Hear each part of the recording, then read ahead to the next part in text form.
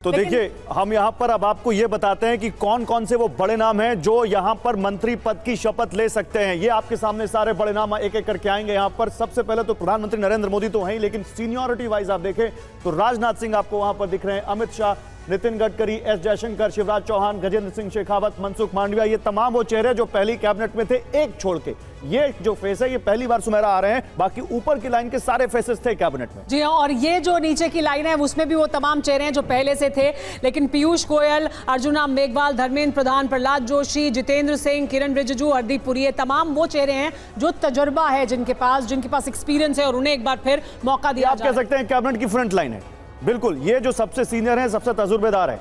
अब सेकंड आप देखिए, सर्बानंद सोनोवाल, जी किशन रेड्डी, गिरिराज सिंह, श्रीपद नायक, शांतनु ठाकुर, सुकांत मजूमदार, ज्योतिरादित्य सिंधिया, इसमें भी आप देख लीजिए तब ऑलमोस्ट रिपीट हो रहे हैं। जी हाँ, और अब जेडीयू के कोटे से देखिए लल्लन सिंह हैं जिन्हें शामिल किया जा रहा है, नित्यानंद राय को शामिल किया जा रहा है, बिहार से राव इंद्रजीत सिंह, इसके अलावा मनोहर लाल खट्टर, देखिए ये मुख्यमंत्री पद से हटाया गया, लेकिन अब यहाँ केंद्र में उन्हें बड़ी भूमिका दी जाएगी। इसकी लगातार बात हो रही थी कि वो नेता जो अहम जिम्मेदारी निभाते रहे प्रदेश में, वो यहाँ क्या उन्हें जिम्मेदारी मिलेगी, तो पोर्टफोलियो क्या मिलता है उस पर सबकी नजर रहेगी। लेकिन शपथ लेंगे आज कृष्णपाल गुर्जर, इसके अलावा जीतन राम मांझी, जिन्हें हम पहले ही देख चुके हैं कि हरियाणा से पहुंच चुके हैं, कुर्सी संभाल लिया, रामदास 3 नाम आ चुके हैं। ये बड़ा इंटरेस्टिंग है, ये भी देखना होगा। लेकिन इसके बाद आगे देखते हैं यहाँ पर आगे और कौन से नाम हैं।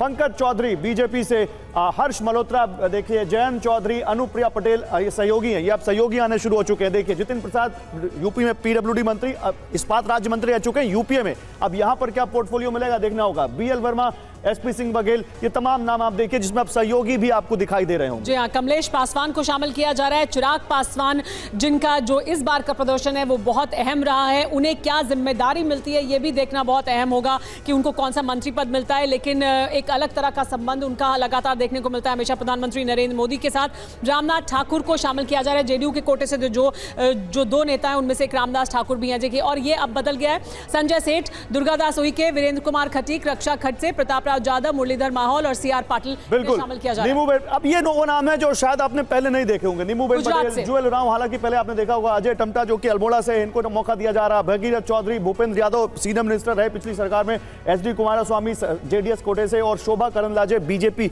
ये वो नाम है जो यहाँ पर अब इस सरकार में आ रहे हैं। इसके बाद इसके अलावा बी संजय कुमार, सुरेश गोपी, ये बहुत अहम नाम है, केरल में बीजेपी का खाता खोला इन्होंने, राममोहन नायडू, सी पम्मासानी, रवनीत बिट्टू और पवित्रा मार्गरीटा। बिट्टू तो बल्कि इलेक्शन हार गए, इसके बावजूद इनको लाया जा रहा है। ये पंजाब की पॉलिटिक्स को लेकर एक बड़ा दाव बताया जा रहा है। नीचे एल मुरुगन, कीर्तिवर्धन सिंह, ये गोंडा से हैं, इनके बारे में बड़ा अभी बसोपेश में था कि आ रहे हैं और इनका नाम बहुत आखिर में सामने आया कि इनको भी ये जिम्मेदारी मिल रही है। देखिए गोंडा से जीसी मोहन, श्रीनिवास वर्मा, सावित्री ठाकुर, ये नाम है जो यहाँ पर आप देखेंगे। अब देखिए निर्मला सीतारमण, वित्त मंत्री का जिम्मा था मोदी 2.0 में, मोदी 3.0 में क्या जिम्मा होगा देखना होगा। चुनाव नहीं लड़ा, लेकिन अब वो क्योंकि आप मंत्री बनने जा रही हैं, अब देखना होगा। अश्विनी वैष्णव को आप देख सकते हैं, इनको भी मोदी 3.0 में जगह मिल रही है।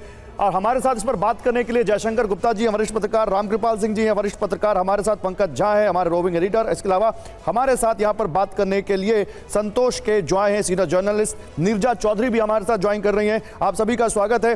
रामकृपाल जी, मोदी 3.0, कुछ नाम हैं जो आपको चौंका रहे हैं इसमें? आपको लगता है कि ये नाम चौंका गया? मुझे नहीं, मुझे ऐसा चौंकाने वाला नहीं, ये तो पहले से ही था। देखिए मोदी जी के जो फैसले कुछ भी होते हैं वो हमेशा उसमें एक एलिमेंट होता ही है कि आप चौंके, तो पहले से मान के चलते हैं।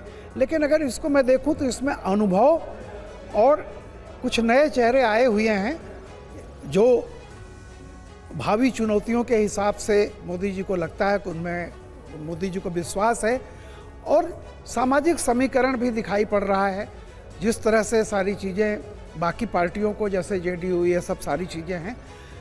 और कोई ऐसा बहुत सरप्राइजिंग एलिमेंट इसमें है नहीं। जो अभी था कि जेपी नड्डा जी को शपथ दिलाई गई है, मतलब बीजेपी का अध्यक्ष पद जो है वो कोई नया अध्यक्ष आएगा, वहाँ वैकेंसी हो गई, अब ये दिखाई पड़ा। और वो चर्चा का केंद्र में आ गया है, वो मुद्दा जो है चर्चा के केंद्र में आ गया है। लेकिन पंकज, हम अभी बात कर रहे थे कीर्तिवर्धन की, उनको शामिल किया गया है। आपको उत्तर प्रदेश और बिहार की जब हम बात कर रहे हैं, उसमें लग रहा है कि किसी तरह का उत्तर प्रदेश में जो समीकरण बैठाने की कोशिश है, दरअसल उसमें क्या उद्देश्य दिखाई देता है फिलहाल?